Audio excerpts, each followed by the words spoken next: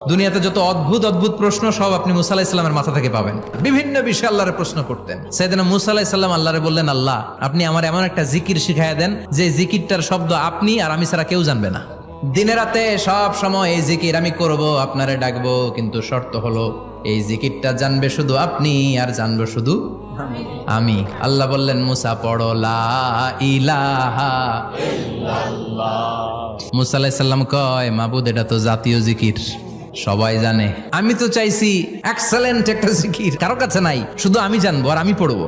আল্লাহ বললেন, মুসা এই লা ইলাহাকে যদি এক পাল্লায় রেখে দাও, তাম বিশ্ব, 7 আকাশ 7 জমিনটারে তুলে যদি তুমি আরেক পাল্লায় রেখে দাও, লা রাজাহাত কাফাতু লা ইলাহা ইল্লাল্লাহ, মুহূর্তের মধ্যে লা ইলাহার পাল্লা ভারী হয়ে যাবে।